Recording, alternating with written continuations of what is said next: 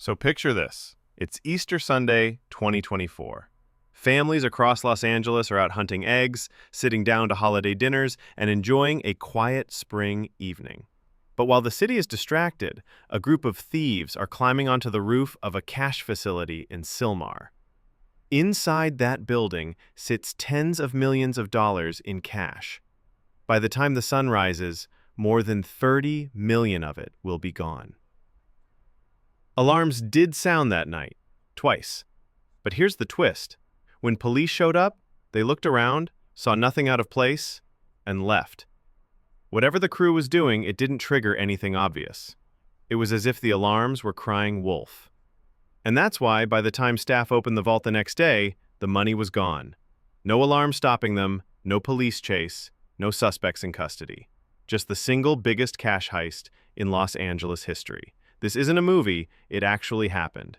And today, we're going to walk through how this crew pulled it off, why investigators think it might be the perfect crime, the laws they would have broken, and what kind of prison time they'd be facing if they ever get caught.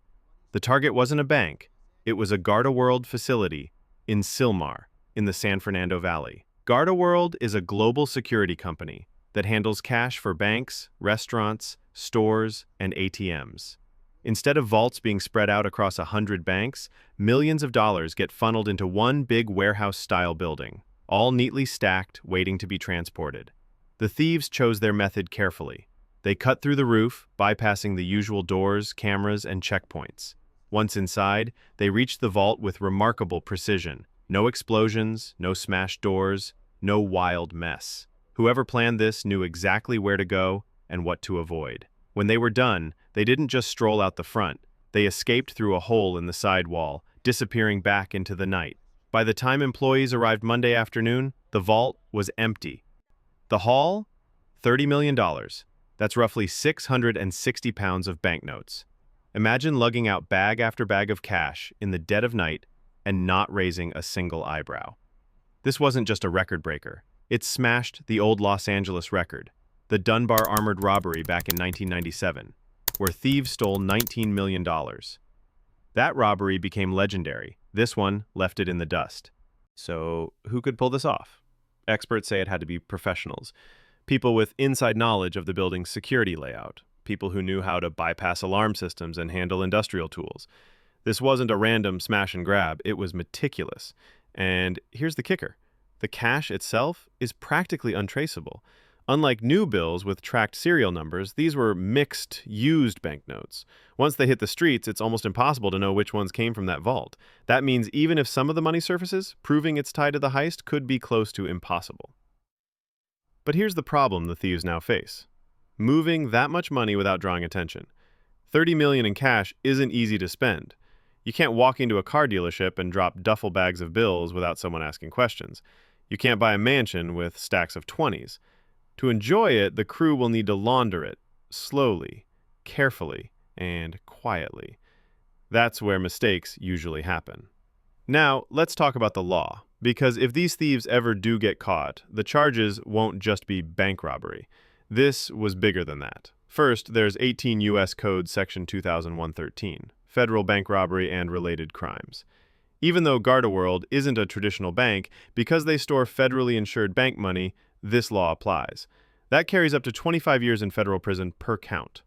Second, 18 U.S. Code Section 371, conspiracy to commit offense or defraud the United States. Just planning the heist is enough for charges, with up to 5 years per conspiracy count.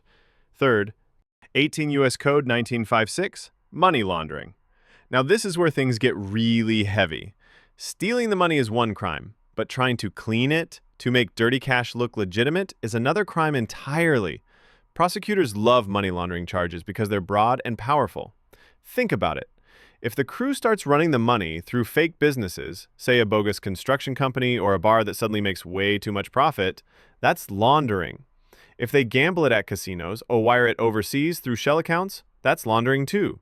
Each transaction meant to hide the origin of the cash could count as a separate crime, and each one carries up to 20 years in federal prison, plus fines that can reach $500,000 or double the amount laundered, whichever is greater. So if they moved $1 million, fines could be $2 million on top of prison time. So where does the investigation stand now? The LAPD and FBI are still digging. They've interviewed employees, reviewed alarm data, and even floated the possibility of an inside job. But months later, no arrests have been made, and officials admit the thieves left behind very little evidence. Authorities are hoping time works in their favor. Maybe the stolen cash resurfaces years later. Maybe someone in the crew gets greedy or they turn on each other. History suggests that's usually what happens. So what do you think? Will the Easter Sunday crew go down in history as the ones who pulled off the perfect crime? Or will they eventually slip up like so many before them? And here's the bigger question.